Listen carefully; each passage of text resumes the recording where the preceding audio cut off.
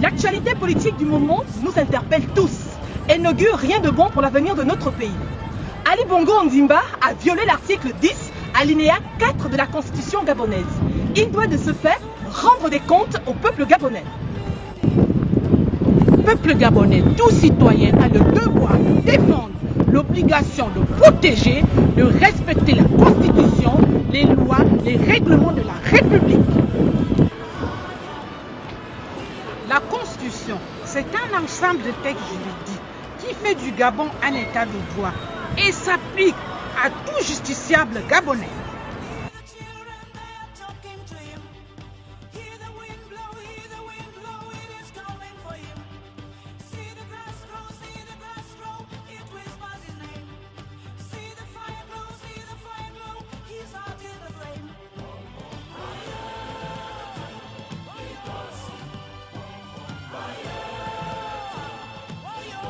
La Constitution a pour rôle fondamental de protéger les droits et les libertés des citoyens contre les abus de tout type de pouvoir, tels que les abus de la Cour constitutionnelle, de la Sénat, du ministère de l'Intérieur et de la Défense. Toutes ces institutions ont violé la loi fondamentale de notre pays et doivent être révisées. La Constitution, c'est la charte commune, c'est le contrat qui unit tous les citoyens d'un même pays. Dès lors que la Constitution est le pacte collectif indispensable pour vivre ensemble, il est légitime que la Constitution comporte les réponses pour lutter contre ceux qui voudraient y porter atteinte.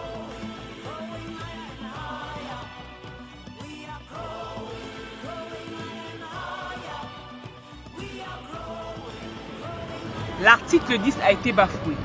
Que nous dit l'article 10? Que toute personne ayant obtenu la nationalité gabonaise ne peut se présenter comme candidat à la présidence.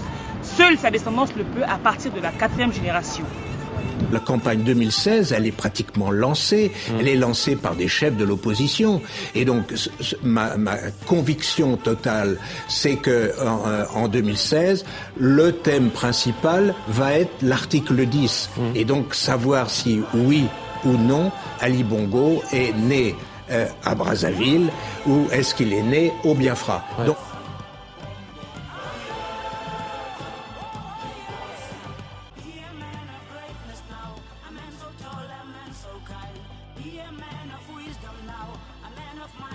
Luc Bongonsi, opposant radical et candidat aux élections présidentielles de 2009, a été le premier à avoir remis en cause l'authenticité de l'acte de naissance fourni par Ali Bongo en 2009.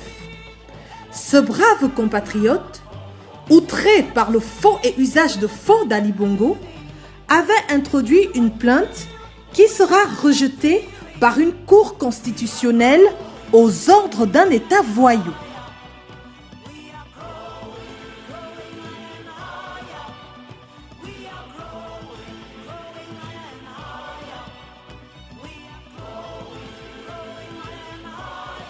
Ali Bongo Ondimba possède aujourd'hui 3 actes de naissance. D'abord, celui présenté en 2009 est transcrit à la mairie du 3e arrondissement de Libreville. Ensuite, l'acte de naissance publié dans le journal Le Monde. Et enfin, l'extrait de naissance délivré par les autorités de Nantes. On pourrait se demander comment celui qui est considéré comme le garant des institutions peut-il faire dans le faux et usage de faux? Au lieu d'apporter des réponses claires au peuple gabonais à qui il a volé la victoire en 2009, Ali Bongo fait non seulement preuve d'arrogance, mais opte aussi pour la politique de l'autruche.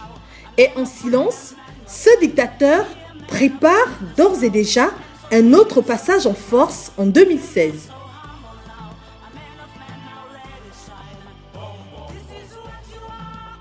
Cet extrait n'établit pas qu'Ali Bongo est un président légitime. Ce qu'il est établi, c'est plutôt que c'est un président parjure. Dans la mesure où nous savons, sur la base de ce document, que celui qui a été utilisé lors de l'élection présidentielle de 2009 est forcément un faux. Ali Bongo, vous avez violé la Constitution, volé les élections, plus jamais ça. Nous voulons au Gabon un régime démocratiquement élu.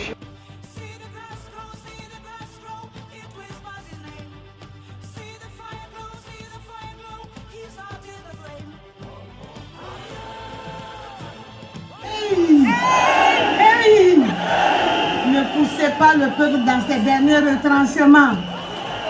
Parce que si vous poussez le peuple dans ses derniers retranchements, vous allez les entendre. Et en ce moment, qu'on ne dise pas que quelqu'un a engendré le chaos. La paix, ce n'est pas un mot. Certains disaient que c'est un comportement. Ce n'est pas le dire dans les médias. Ce n'est pas voir certaines personnes pour le dire. Mais c'est tout simplement agir en conséquence pour vraiment préserver la paix. Thomas Sankara disait ici même sur cette place historique le 26 mars 83. Une jeunesse mobilisée et déterminée n'a pas peur même d'une bombe atomique. Est-ce que vous avez peur? Est-ce que nous devons avoir peur? Non, le peuple. Le monde entier sait maintenant qu'au Burkina Faso, le peuple s'est mis debout pour dire non au Sénat des ténors historiques du CDP. Ceux-là même qui ont été pendant plus de 2 décennies les architectes et les principaux animateurs du pouvoir de Blaise Compaoré sont là aujourd'hui avec nous.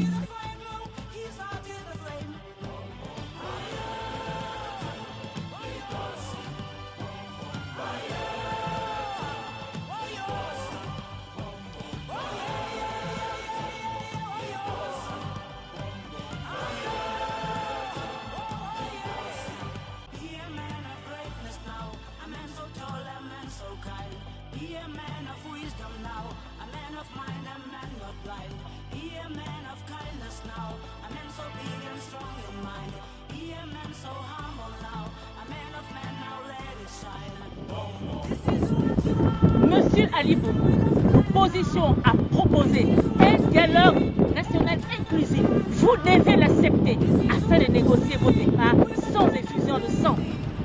Je lance un appel à l'endroit du peuple gabonais à être vigilant, à se mobiliser, à se rassembler, afin que le dialogue inclusif demandé par l'opposition vise à préserver les intérêts du peuple gabonais et ne soit pas un dialogue de la manipulation, comme ce fut le cas lors des accords de Paris avec le partage du gâteau Gabon.